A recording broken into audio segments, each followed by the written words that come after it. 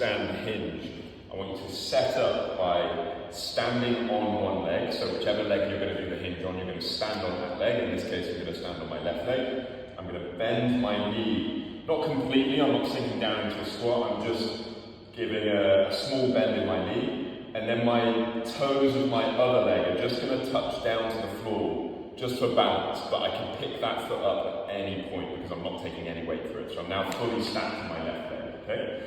I'm then going to think about putting my hands on my hips, and I want you to imagine like you've got two lasers coming out your two hip bones and they're going straight forwards like this. So at the moment, when I stand on this left leg, my hips are pointing forwards.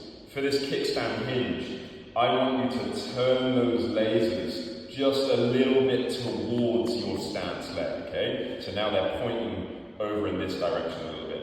It's really important that when you do that, third laser is on your knee. And I want you to watch this. I'm going to set up my left leg, hip lasers here. As I turn my hip lasers, I don't want your knee laser to move, okay? So your knee laser stays going straight forward, which means that I just turn my pelvis over the top of my femur, which just gives us a little bit more length through these tissues, okay? So that's the setup. Stand on the leg, bend the knee, toes down for balance, hip lasers turn towards the stand side leg without letting the knee turn out as well. Now, all I'm going to do is I'm going to think about someone being behind me, and I'm going to start thinking about showing them my sit bones. So my sit bones are going to be traveling back and almost up a little bit, okay? So what people do in a kickstand hinge is as they start hinging backwards, their hips will start falling towards the floor. We've made this a bit more of a squat now.